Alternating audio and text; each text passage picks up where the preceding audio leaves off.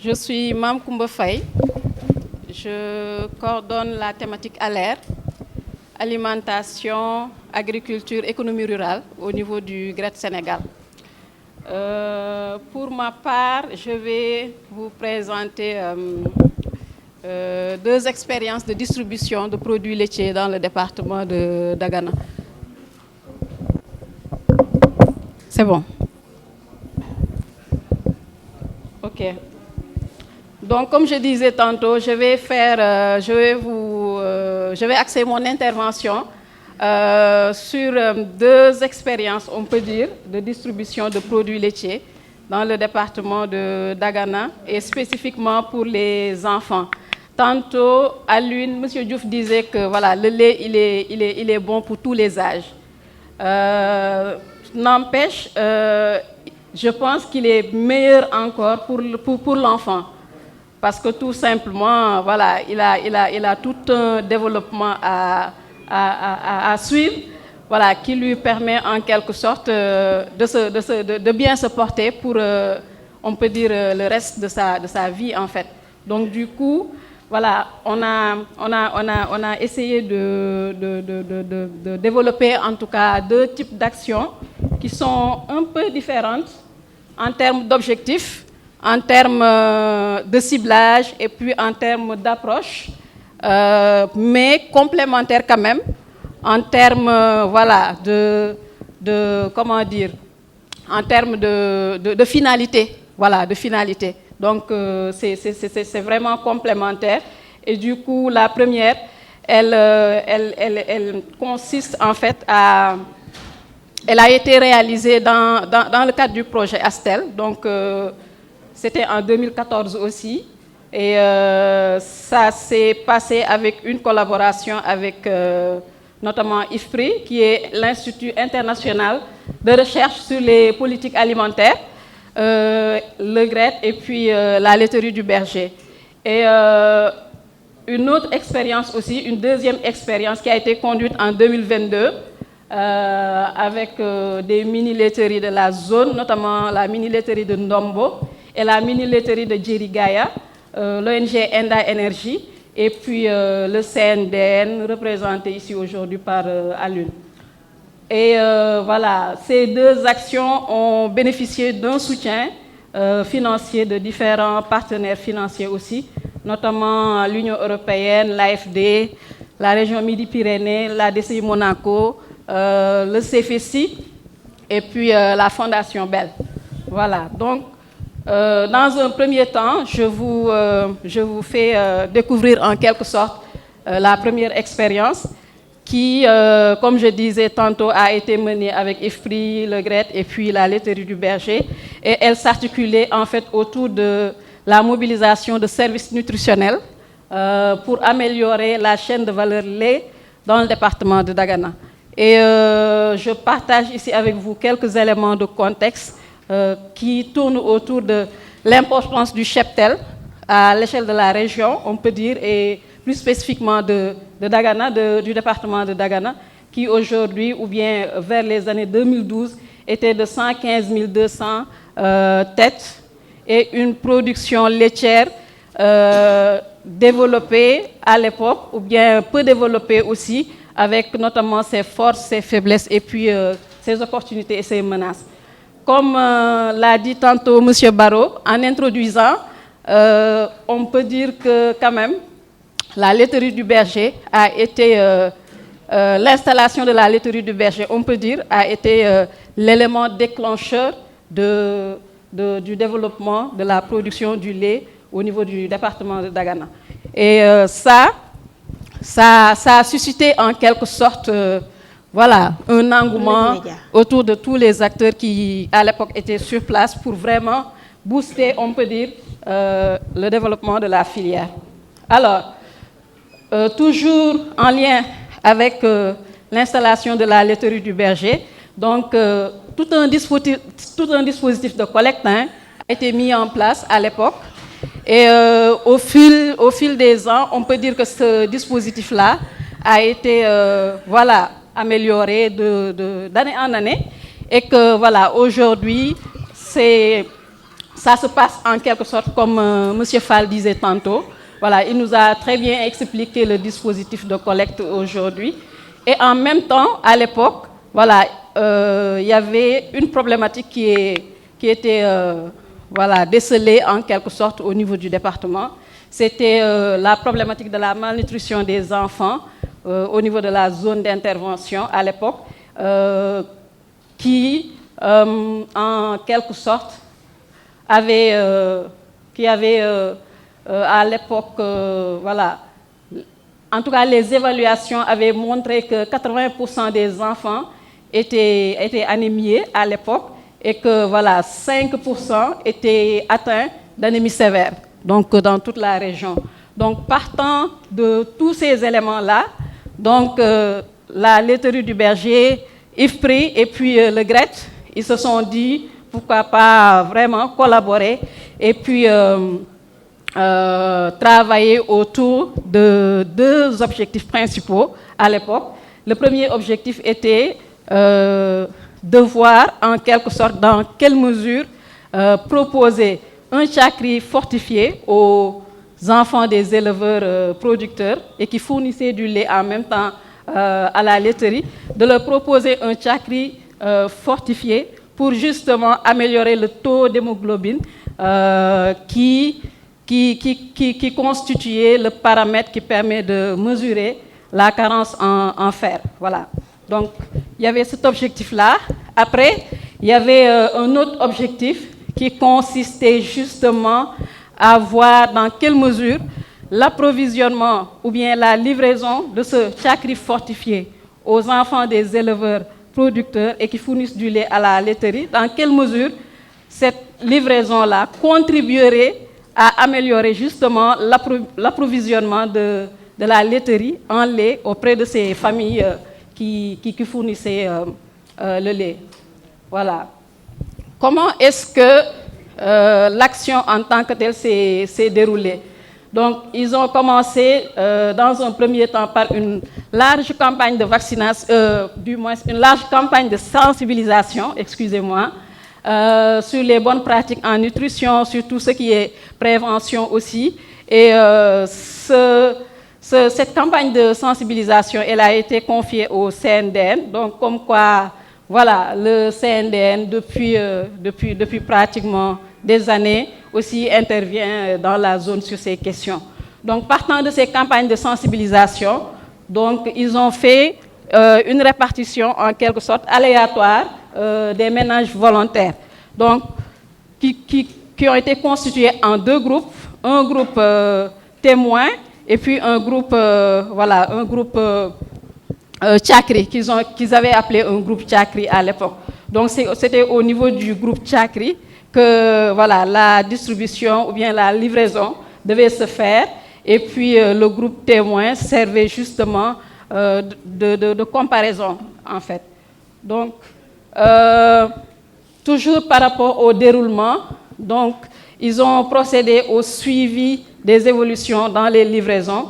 Donc, pour chaque groupe, ils ont suivi les résultats, ils les ont enregistrés et puis ils les ont traités par la suite pour vraiment avoir une vue globale de qu'est-ce que ça a donné comme résultat.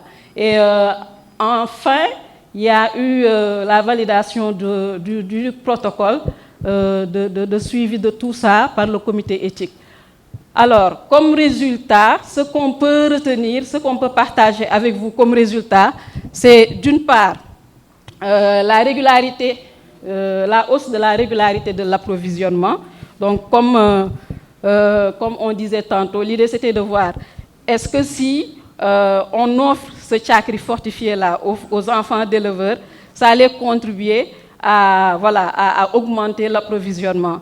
Est-ce que si on donne le chakri, les producteurs allaient accepter de livrer leur lait au niveau de la laiterie du berger.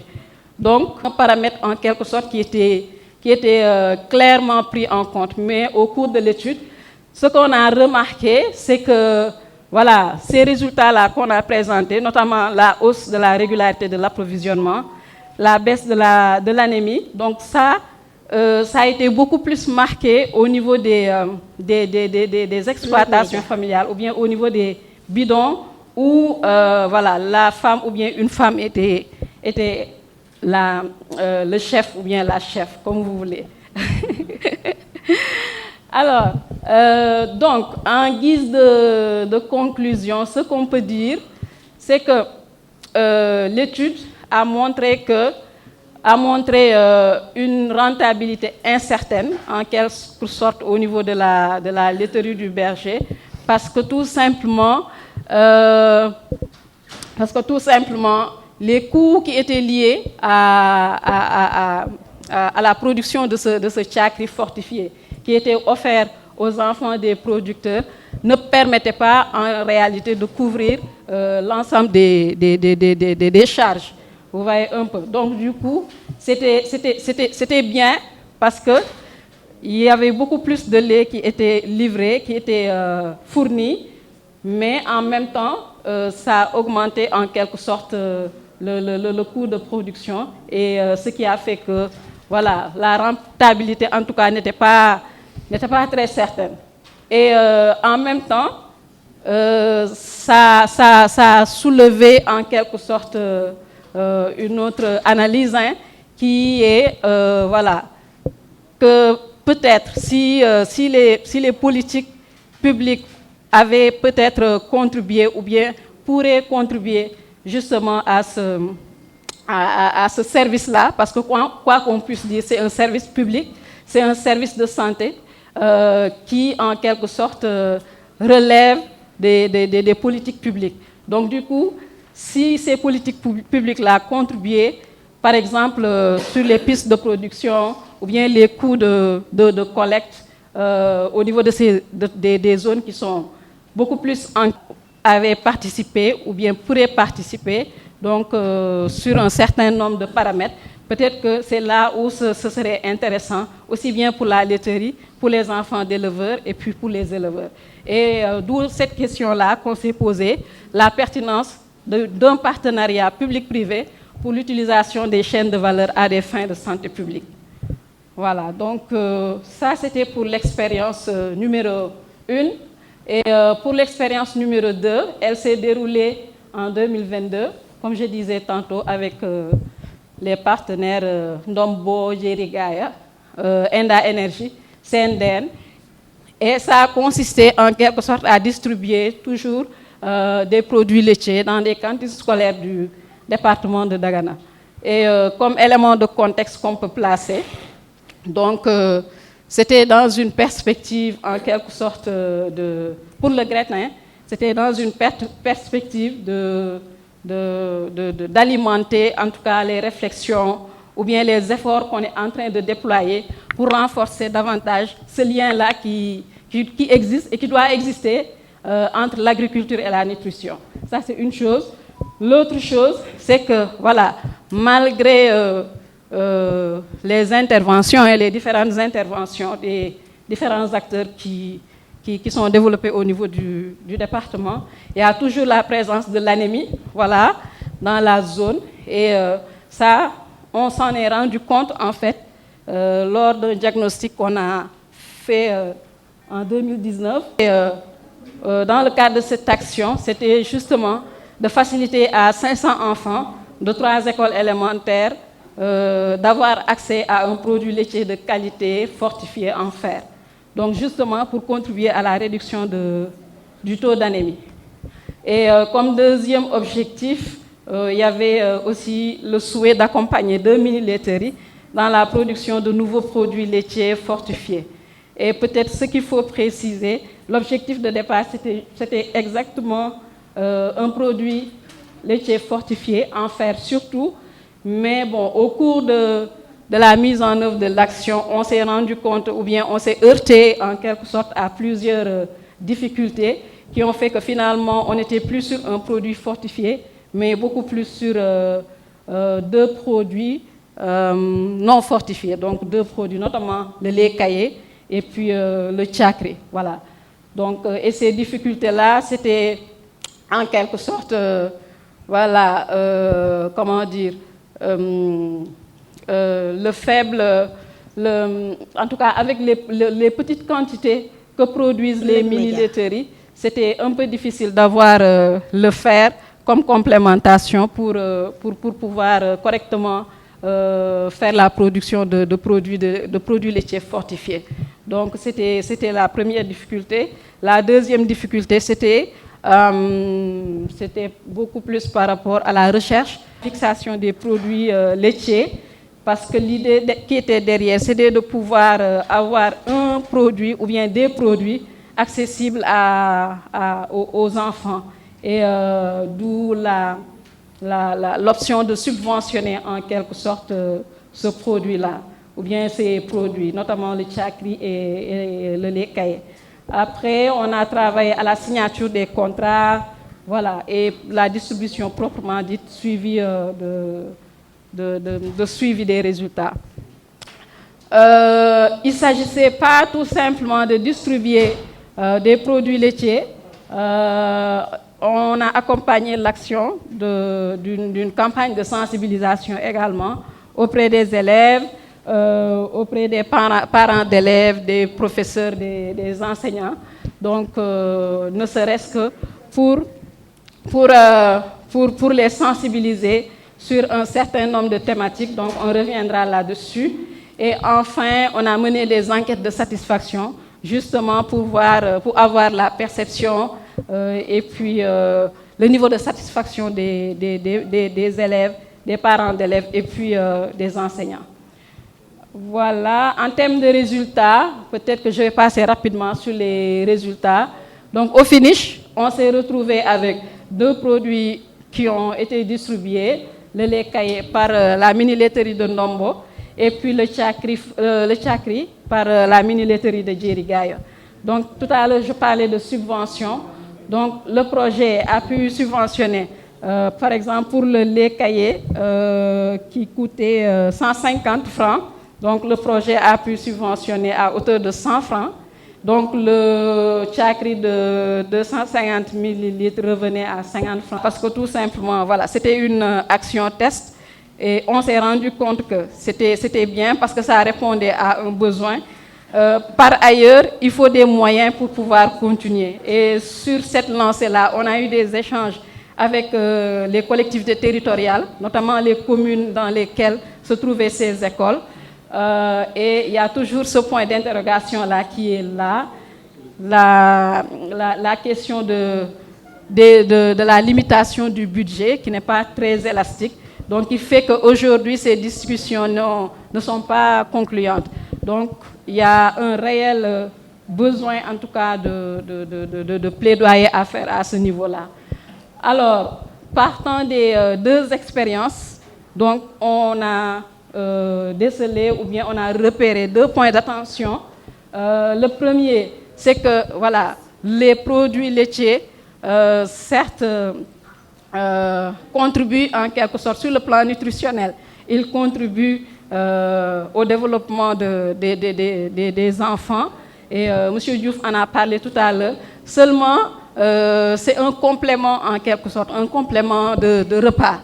Donc du coup, nous on pense que c'est nécessaire de travailler au niveau de ces cantines scolaires-là à ce que ça soit, ou bien que ces cantines scolaires-là, en tout cas, offrent beaucoup plus de repas, y compris des repas issus de produits laitiers, qu'elle propose des repas, en tout cas beaucoup plus, d'autres types de repas beaucoup plus consistants, qui font que voilà, ça pourrait en quelque sorte contribuer à la diversification alimentaire, on peut dire, de ces enfants-là.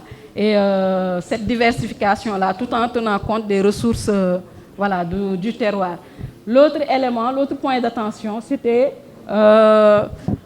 parce qu'on a fait une enquête de satisfaction qui a révélé que c'était important, intéressant de poursuivre cette action-là, de la consolider aussi. Et d'où, justement, comme je disais tantôt, la nécessité de pouvoir compter sur voilà, l'apport ou bien le soutien de l'État et puis des collectivités territoriales.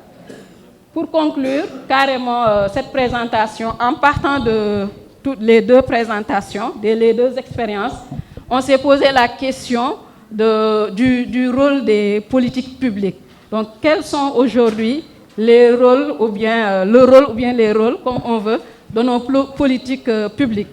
Alors, on pense qu'il y a pas mal d'expériences qui sont développées, hein, soit par le GRED ou bien soit par d'autres organisations ailleurs.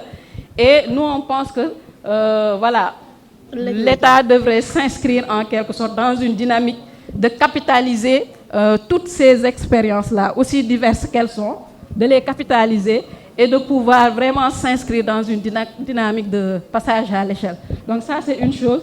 L'autre chose, toujours par rapport de la poudre de lait, et du coup, le scénario qui nous paraissait le mieux adapté, c'était le scénario où il s'agissait de hausser ce qu'on appelle le TEC, le tarif extérieur commun, qu'on applique en quelque sorte sur les produits qui sont importés. Donc, de hausser ce tarif-là, qui est assez bas aujourd'hui, je pense que c'est autour de 5%, voilà. Donc, c'est autour de 5%. De hausser ce tarif et en même temps de baisser ce qu'on appelle la TVA, qu'on ajoute ou bien qu'on applique sur les produits locaux qui sont commercialisés. Donc, en adoptant ce scénario, on pourrait vraiment contribuer en quelque sorte, en tout cas nos États pourraient contribuer à réduire cette importation de poudre de lait-là qui aujourd'hui concurrence fortement le lait local. Voilà. Après, un autre rôle, c'est le soutien à la promotion du consommé local, justement. Donc aujourd'hui, en tout cas en parlant de lait, il y a tout un tas de produits laitiers qui est sur le marché, hein, on le voit. Et moi, ça me fait rire. Durant la période du Ramadan, on fait passer tellement de publicité de produits laitiers globalement importés, ou bien dont la poudre est importée et qui sont transformés par la suite. Et je me dis que pourquoi pas investir également sur voilà, le marketing en quelque sorte de nos produits laitiers faits à base de 100% lait local. Donc là aussi, il y a un rôle énorme que voilà, nos politiques devraient pouvoir jouer. Et comme je disais tantôt, ça revenait tout le temps, renforcer le plaidoyer et à tous les niveaux, au niveau local, au niveau national, au niveau régional et au niveau international. Voilà, merci beaucoup. bu leen fàtte bës ci abonné ak ci cloche bi ngir ngeen mën a jot xibaaru Ëllëg Média. Audio Jungle.